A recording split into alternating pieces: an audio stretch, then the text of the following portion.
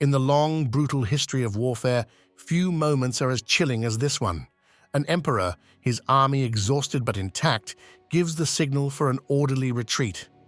But behind him, the vast reserve force, his insurance policy, his rearguard, simply turns and walks away. They abandon their emperor on an open field, surrounded by his enemies, and in doing so, they condemn a 1,000-year-old empire to a slow and agonizing death. The year is 1071. The place is Manzikert. How did the Roman Empire, the inheritor of Caesar and Augustus, find itself in a position where a battle was lost not by the enemy's strength, but by a single catastrophic act of betrayal? To find the answer, we must look past the battlefield and into the poisoned heart of a dying empire. By the middle of the 11th century, the Byzantine Empire, the glittering eastern half of the old Roman world, was a giant riddled with sickness. Its capital, Constantinople, was still the envy of the world, a fortress of gold and marble.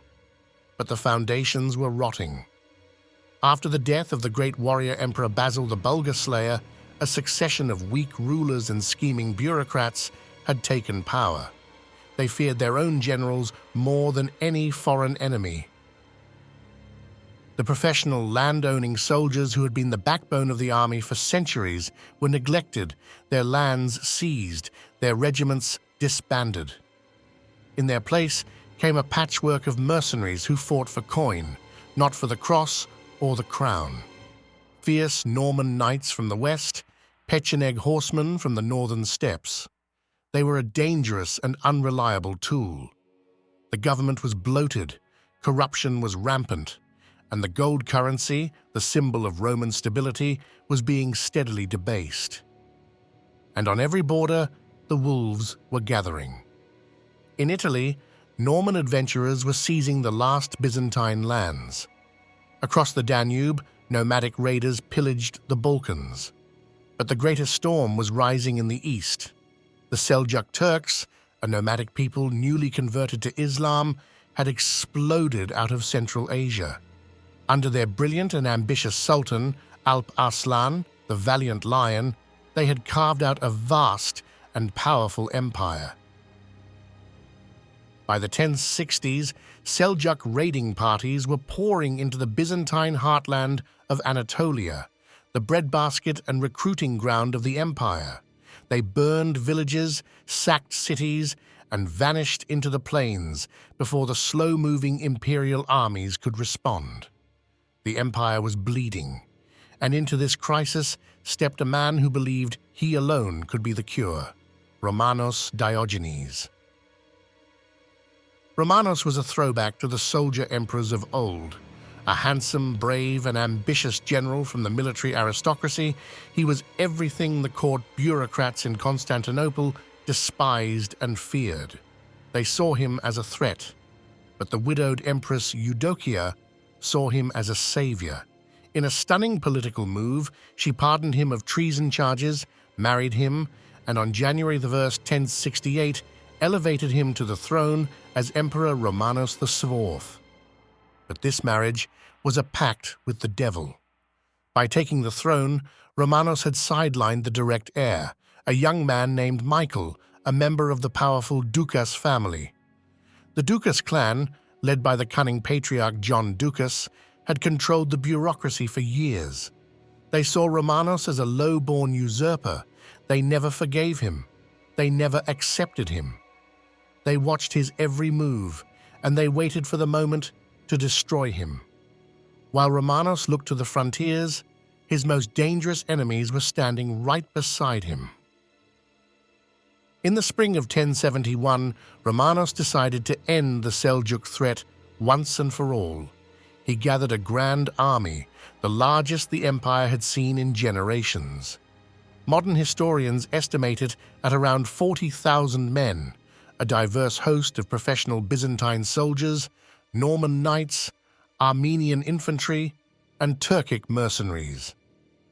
At its head, Romanos marched out of Constantinople under the fluttering Christian standards, confident he would restore the lost glory of Rome.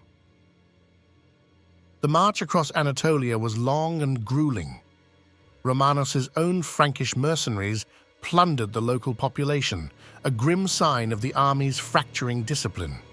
Still, he pressed on, driven by his desire for a single, decisive victory.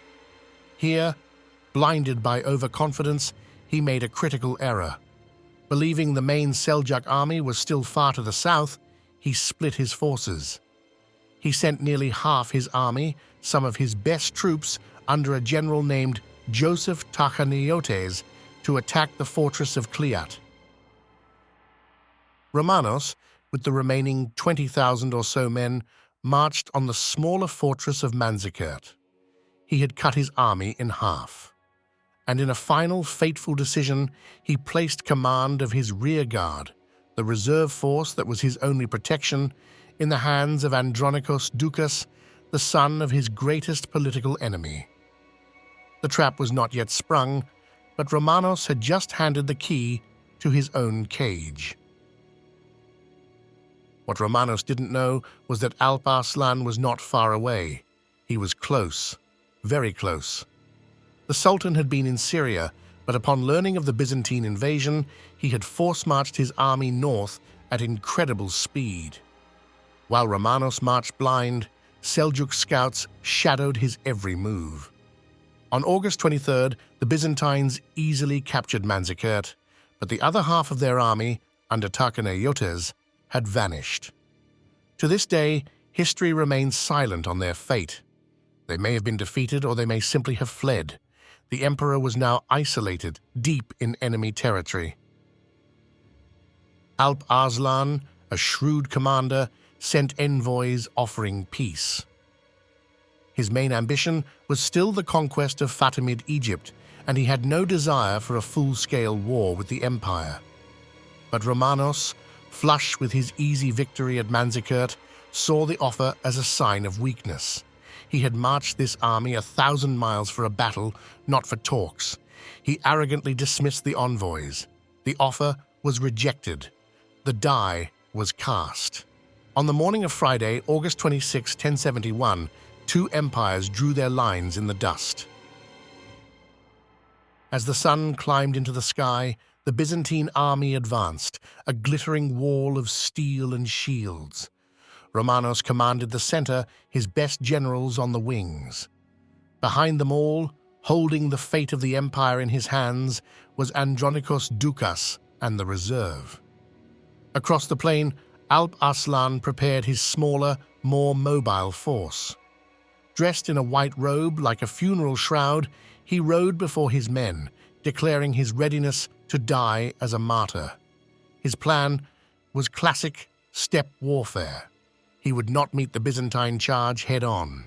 He would sting, evade, and bleed the giant to death. The battle began around noon. The Byzantine line pushed forward, a slow, grinding advance. The Seljuk center seemed to melt away before them, a feigned retreat designed to lure the heavily armored Byzantines deeper into the field, stretching their lines, exhausting them under the relentless sun. All day, the air was filled with the sound of it, a sound the Byzantines had no answer for, the sharp hum of thousands of arrows fired from horseback. The Seljuk cavalry were ghosts. They would gallop in, release a volley, and wheel away before the heavy Byzantine lancers could ever hope to catch them. As evening approached, Romanos knew the day was lost. His army was disorganized, tired, and far from camp. He made the correct military decision, an orderly withdrawal to regroup for the night. The signal horn blew. The imperial standard, a great cloth banner bearing the cross, was slowly reversed, the command for a disciplined, fighting retreat. This was the most difficult maneuver in warfare. It required every unit to act in perfect concert. It required absolute trust. It was the moment the empire's fate rested on the loyalty of one man. And it was the moment Andronikos Doukas chose to strike. As Romanos and the imperial center began their slow march backward, The rearguard under Doukas did not move to cover them. Instead, it simply turned around and left the field. To sow maximum chaos, the cry went up. A poison whispered through the ranks. "The Emperor has fallen!"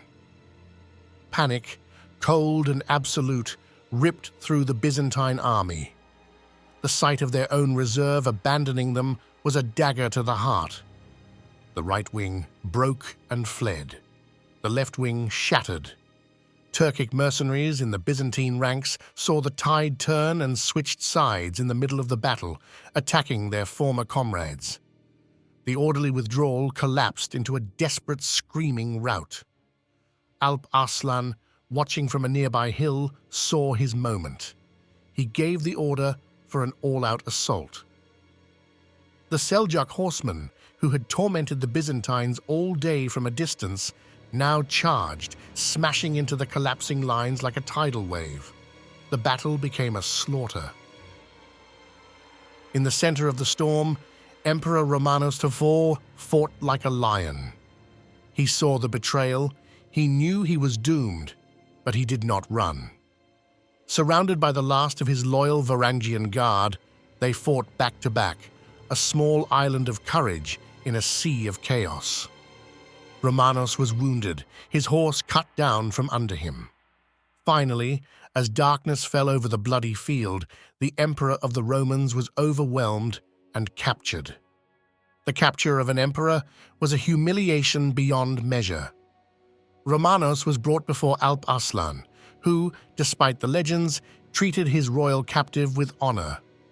A treaty was signed, a ransom agreed, and Romanos was to be released. But while one drama played out in the Sultan's tent, a darker one was unfolding in Constantinople. When news of the defeat reached the capital, John Doukas and his factions staged their coup. They declared Romanos deposed and proclaimed their own Michael VII as emperor. When Romanos was finally freed, he returned not to an empire that welcomed him, but to a civil war that consumed him. The Doukas family, having stolen his throne, now moved to eliminate him. He was defeated, captured, and forced to surrender on a promise that he would not be harmed. They broke their promise. In an act of unspeakable cruelty, the Doukas regime had Romanos IV, the man who had gambled everything to save the empire, brutally blinded with a hot iron. He was exiled to a monastery where he died soon after from his infected wounds, destroyed not by a foreign sultan, but by the hatred of his own people.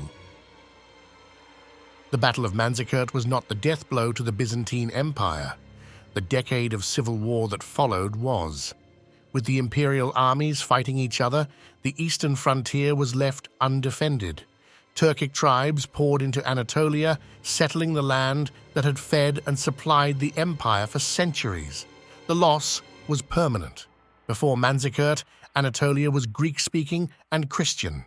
After, it began its long, slow transformation into what we now know as Turkey. The shockwaves rippled for centuries. Just 2 decades later, a new emperor facing relentless pressure would send a desperate appeal for military aid to the Pope in Rome. That appeal would be twisted into something else entirely, the First Crusade. Manzikert was the beginning of the end, a turning point in world history, all because on a dusty plain in the east, the ambition of one family proved stronger than the survival of their empire. If you believe these pivotal moments in history deserve to be remembered, please consider subscribing to our channel. Your support helps us tell these vital stories. We'll see you next time.